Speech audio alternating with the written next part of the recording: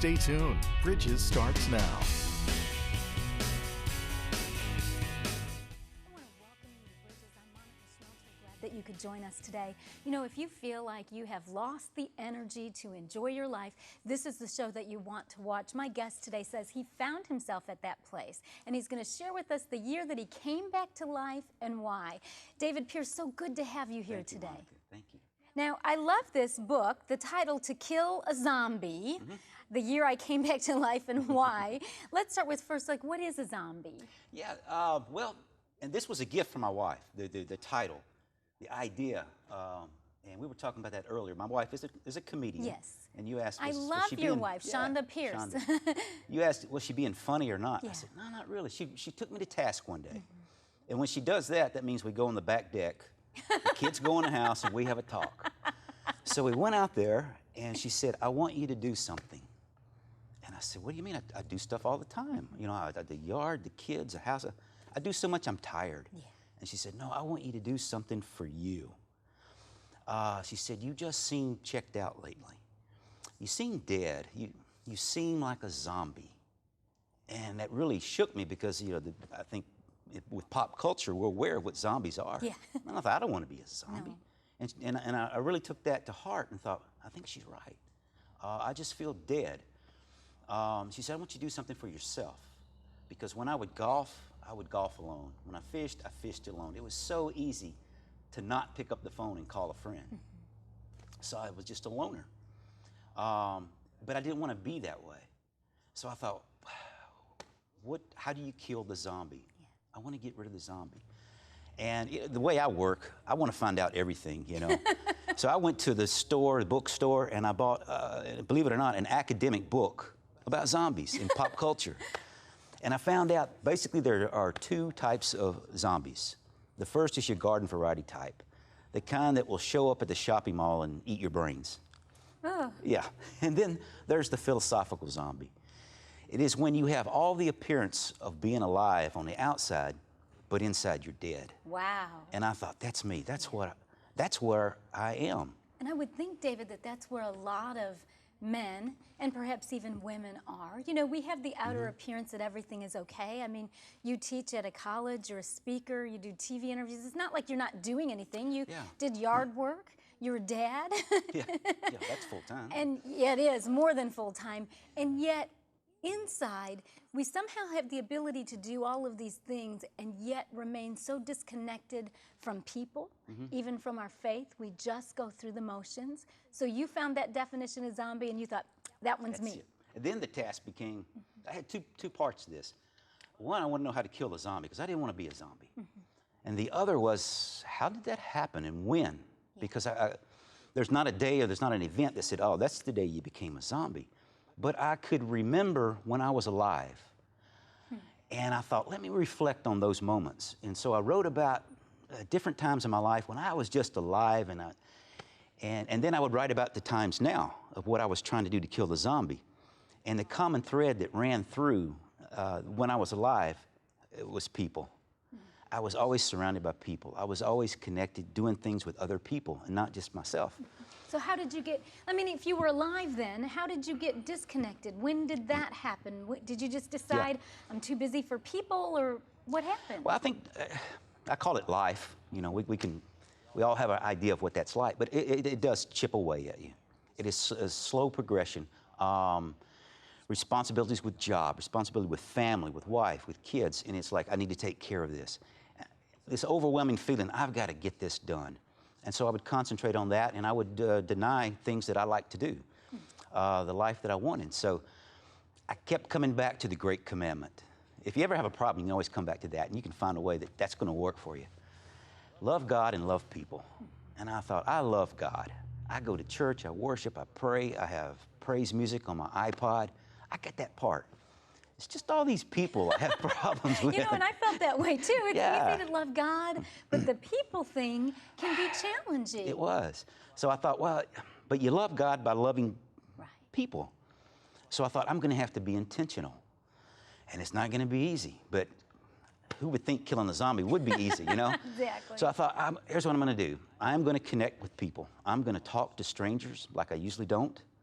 I'm going to volunteer for things. I volunteered for Habitat for Humanity and just helped, and I just did grunt work and sweaty work and thought, this is great.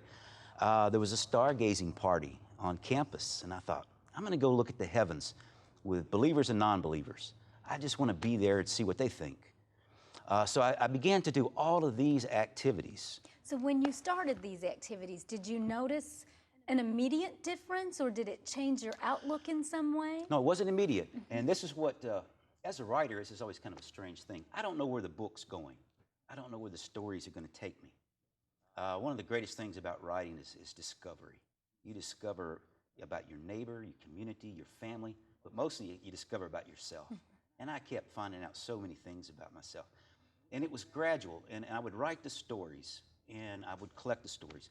And then I would reflect on when I was alive, and a lot of times there were parallel stories. Somebody described it as a Jekyll and Hyde. I remember when I was Jekyll, now I remember when I was Hyde. And so I began to collect those, and I believe somewhere about the middle, 3/4 of the way through, I understood what the story was going to be about. And I could see that gap closing so that the zombie was slowly dying. I felt like a different person. Yeah, and that doesn't happen in a moment, typically. I mean, some people share, David, in their great stories about an immediate, sudden transformation, and we love that. But I really think that that road to being a zombie, for most people, is a slow fade. I can remember when I was little thinking, I will never grow up to be one of those boring, grouchy adults. You know, I mean, you just look at them, and they'd come home from work, nothing to say, just sit there and just watch TV and hold the remote control and just get up and do it all the next day. Yeah. And I thought, I will never do that. But there have been times in my life it's just like, you know, I am so done with the day. I don't want to talk to anybody. I would really just like to watch TV and everybody leave me alone. Yeah. And I think that's the path of least resistance. we are wired for that, and that seemed to be a good way for me. And so stepping out of my comfort zone was really challenging. Yeah. And it's not even automatic now. But I am very, very aware. I grew new antennas. So I am very aware of when I'm being zombie-like. and Shonda and I, we have our own code now. You know, don't go zombie on me. And so I say, okay, and I constantly push against it. And whereas before I would pull back, now when someone prefaces a sentence with, would you like to go? I'm like, yes. Let's go do it. Because, you know, I found myself at the place, would you like to go? And I think, no, I've got to do this. I mean, from everything from, you know, I've got to do laundry, just the mundane things. And those are things that need to be done. So you've intentionally shifted your thinking when they say, would you like to? You say yes. Yes. The other day, well, this was back last summer. I was minding my own business, trimming, cutting hedges in the yard. And we live on a river. A neighbor came up in a kayak. And he said, would you like to go kayak riding? Never done that before. And I said, yes, I would. Yes, I would. So he had an extra kayak. We went out, and everything was fine until I flipped over. It wasn't my fault. Right. Everything was fine. It was a rogue wave, or the sun was in my eyes or something. But it took me 8 tries to get back in that kayak. And we laughed, and we had the best time. And I said, I would never buy one of these for me. But I thought I could have kept cutting the yard. But it's like, you know what, I'm going to take 30 minutes, and I'm going to go do this. That has been my mentality and mindset since I have experimented with this. Like I said, I did not know where this was going. I didn't know if it was going to be a book or what it would say. Right. But I knew it would be an adventure. Right, because it really started with just a challenge of your wife saying, you seem really checked out, and you decided, okay, I want to sign back on for life. I don't want to be a zombie. And then this book, To Kill a Zombie, is a collection of stories, different things that you did and that you share that other people. And what is your hope that as we read these stories, what is your hope? I hope that people make that human connection. That's what every story was about for me. When I wrote about scuba diving, it wasn't about the dive, it was about the people I was with. Now, had you scuba dived before when you were a happy person? I did. Okay, so this was like a hobby that you picked back up. Right. Okay. Yeah, and I went with that fistful of men, and we have the best times. Finding that human connection. I went on one of those tours of the Stars homes in Hollywood. My son lives out there now, and I went to visit him, and I had like a few hours to kill. I said, I'm going to do this. I got on the bus with a bunch of strangers, and we went around, and the very first thing he did was take us to the Hollywood sign, which is a good place to start. Yeah. And so, but we get there, and he explains to us that in the 40s and 50s, it used to be outlined with light bulbs. These are 40 foot tall and 15 feet wide letters. He said 4,000 light bulbs. Blew me away. But then he said something else. And behind the sign was a cabin where a man lived, and his job was to change the light bulb. It ruined the tour for me. You know, we're going like, and here is where Cher lives. This is where Elton John lives. I'm like, I wonder, did he buy them in bulk? What did he do with the old light bulbs? Did he ever drop one? And this is where Dr. Phil lives. I'm like, I wonder if he ever climbed down and looked back up and said, oh man, I was just up there. You know, it was that human Quite a job. story. Yeah. And I thought, man, I would love to have had that job. All I had to do was change light bulbs. But for me, it was like, I wasn't interested in the stars and the homes and all that materialism. I wanted to know what that man's story was about. And I constantly do that now. Tell me your story. I talked to a gang member in a dress shop. Yeah, and I was wondering about that because I read that you talked to a gang member, and I thought, okay, David Pierce, what did you say to the gang member, and what did he or she say back? I was in this dress shop with my wife. It wasn't just me. And my job was to carry stuff. Yeah, that's what the husband does when the wife is That dress was my shopping. job. And to slow her down if I saw things get There out of you hand. go. So anyway, it was shortly after she had taken me to task on this. And I said, okay, I'm going to push back against this. I'm going to go talk to a stranger. So I looked around. This was the only guy in the store. I said, okay, I'm going to go talk to him. He was a big guy. He was leaning on a dress rack. Wrap-around sunglasses, shaved head, white T-shirt. And so I walked up behind him. He had a big tattoo on the back of his head, B-H. So I walked up, and I said, the music was kind of loud, so I had to say it kind of loudly. And something in my spirit said, maybe you should step into his peripheral. Yeah. So I stepped into his peripheral and I said, dude. I never used the word dude. No. But it just like, that seemed appropriate. Yeah. And I saw the tattoo and I said, oh, icebreaker. I'm going to ask what it stands for. So he told me, and it was a B and an H word, but I couldn't understand. So I asked again. And he told me again, and then something in my spirit said, don't ask again, because I still didn't know what it meant. So anyway, we had this conversation. And found out he was in prison. He was on parole now, and I said, that's great. You're on parole because look at you. You're out, and you're in a dress shop. You know? And I thought, man, he's going to kill me. I just want to talk to a human being. I don't want to get killed. So then I brought up the idea that I'm from Tennessee and country music. And he said, country music? That pretty much saved my life when I was in prison. Oh, my goodness. And so he explained that. And we had a little conversation, and finally I said, well, I'm going to go help the wife now. So I'm walking away, and I hear over the music, hey, dude. And I turn around, he goes, welcome to L.A. Aww. And I thought, I did it. I connected with this guy, you know. And you had a great conversation. You made a connection. This is something I never would have done if I had not been alerted to the fact that you needed to kill the zombie. We've got to take a break. Stay with us. We'll be back with more in just a moment. Log on to www.ctntv.org, where you can make a prayer request, view our program guide, see who's on bridges, or even watch one of Monica's latest teachings. Log on to www.ctntv.org.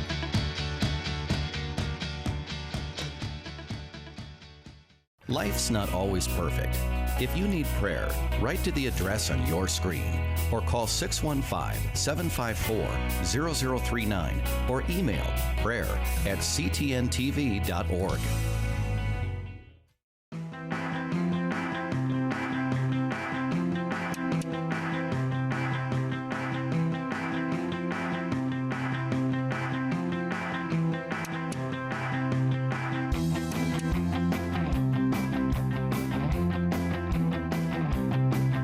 Visit www.facebook.com today and add Bridges Show as a friend.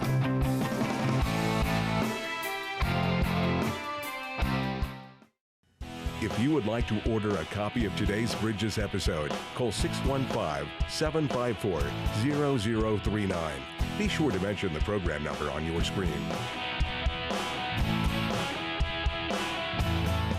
If you are just joining us today on Bridges, my guest is David Pierce, and we're taking a look at his book, To Kill a Zombie, The Year I Came Back to Life and Why. And David, really in this book, you're sharing a collection of stories of how when you discovered really that you were a zombie, Right. checked out of life, no energy to enjoy, how you became intentional to reconnect with people, with faith, and really come fully alive again. Exactly, yeah. And then I thought I should get a thesaurus out and find out how many different ways you can say connect, because that's what this whole book was about. I connected here, I connected there.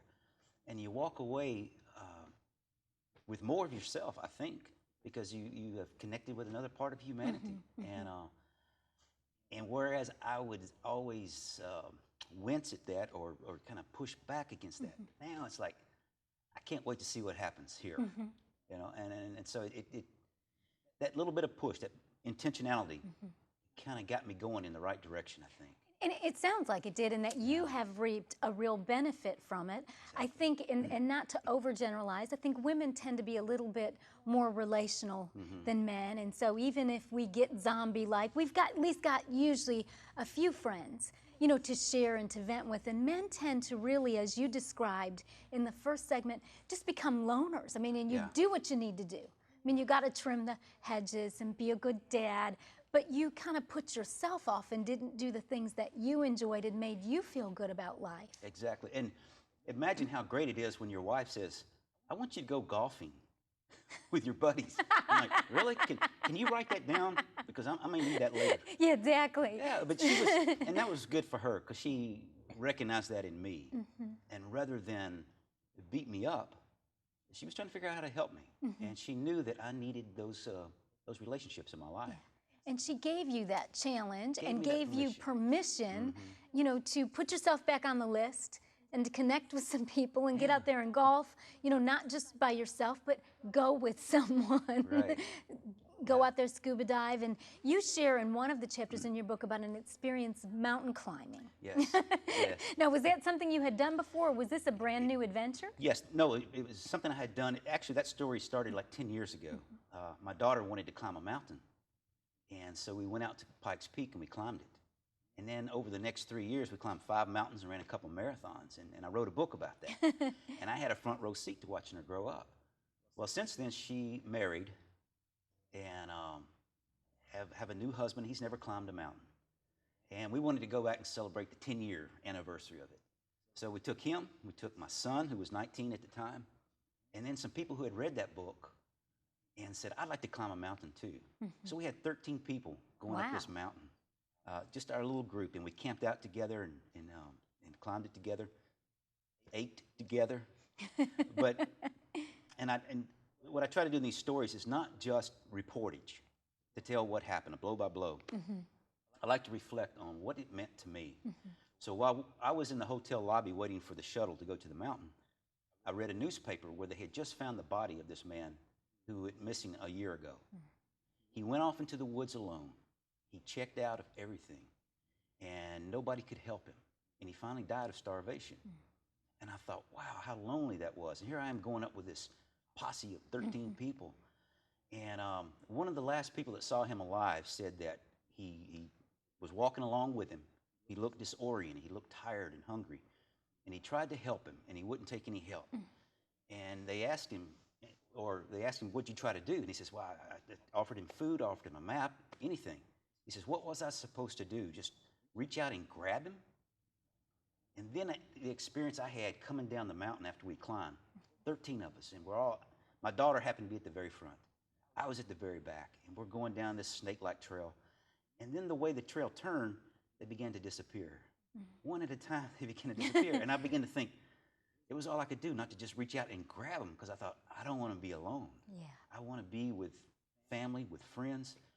But it was an overwhelming sense of what that man must have gone through, because he was alone the whole time, had no one. And I thought, I don't want to be that way. Right. And so the human connection. Makes all the difference. It makes a big difference. And that's really what got you out of that zombie-like state. Yes, yes. And got you back into enjoying life. And yet it took the challenge, but it took you taking the challenge and deciding to become intentional. Because I think you said it so well when you said, you know, life just happens. You know, for most men and for women too, you know, we're busy trying to be, you know, good dads, good moms, good employees, or business owners, you know, whatever it is that we're doing. And sometimes the human connection side is the part that we let go. Yeah. Now, I know it had to take you out of your comfort zone. Were there ever some times that you thought, oh, I wish I hadn't signed up for this? Oh, yeah. Talking to the gang member was one. But yeah, there were a lot of instances where I thought, this is not going to turn out well, you know. And it wasn't me just trying to get a story. That was in there, but I was also just, I wanted to do the best I could to make it work. You know, love God, but love people. And so I wanted to make that work. But somewhere along the way, it became fun. You know, like I took my son to a theme park, and I told him, if you'll go with me on this business thing I have, we will ride every roller coaster they have. And I hate roller coasters. I hate the sensation of falling. But I said, I'm going to do this for you. That was way out of my comfort zone. And I thought, this is how I die. And so, but you wouldn't have died a zombie. No, I'd have been fully alive, dead. Dead. So anyway, I got there and found out they had 15 roller coasters. And I told Zach, I said, all right, you pick them. Here we go. So we got the map, we laid it out. We did the first 2 or 3, and I thought, you know, I'm still alive. I'm doing okay. About the 5th or 6th roller coaster, I'm pulling out the map and going, okay, we haven't done this one. Come on, really? let's go. Yeah. So had you disliked roller coasters, or you thought your whole life? I always have. Never liked always them. have. But I told Zach, I said, I will do this if you go with me. Wow. And I said, whatever you want to do, we'll do it. I learned a couple of things. The wooden roller coasters, they'll give you kidney damage. And if you step into one that has those pads right here, you'll get your ears boxed. Yeah. They're there for a reason. But we left that. We closed the park down. We left. We only got to 10 because you had to wait so long.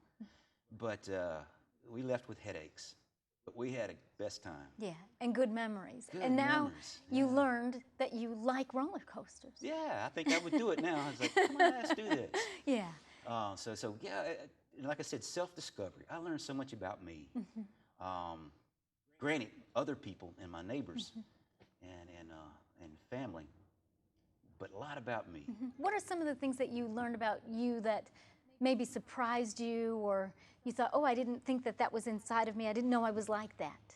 Well, I knew I was reticent to get into relationships with people. Yeah.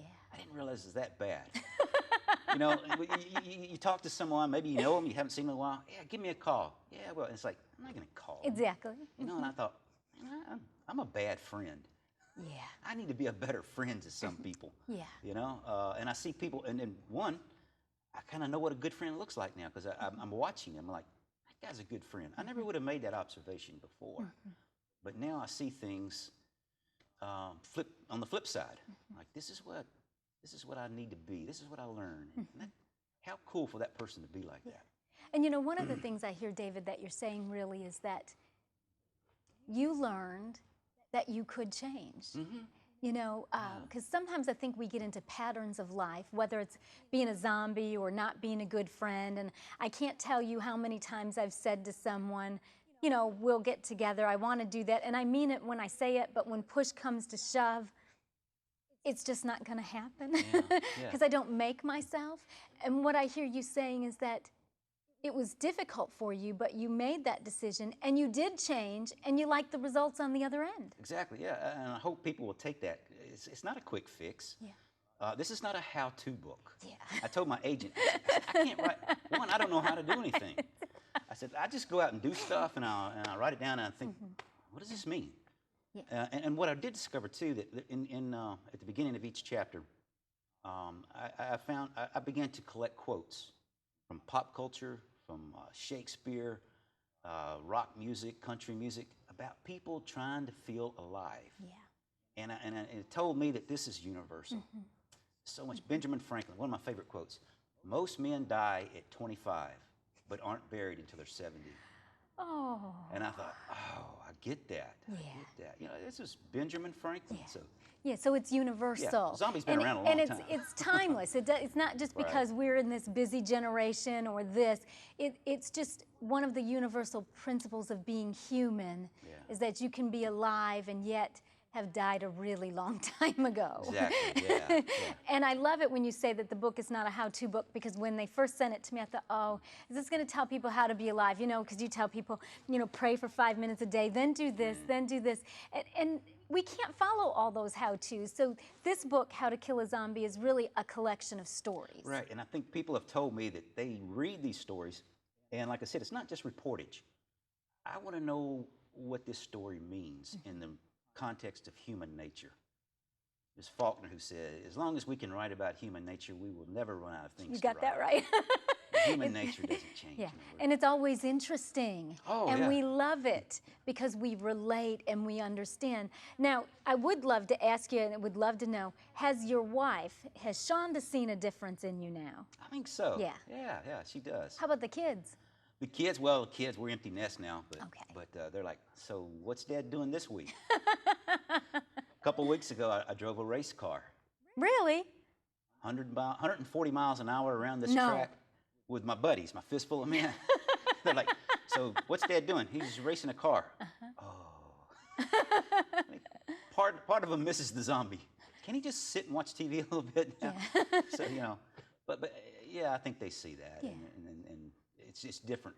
Yeah, well, one of the things I would think is that, and not that this was ever a part of the plan, but that it's a good example for your kids, even though, you know, they're adults, and helping them to be able to stay alive, because this is, or to feel alive. Yeah. This is a challenge that we all go through. And the more responsibilities and burdens and obligations that we have, I think most of us tend to, you know, push ourselves out. We put ourselves behind. We do the good Christian thing. These are the things that I need to accomplish, or what we think the good Christian thing is.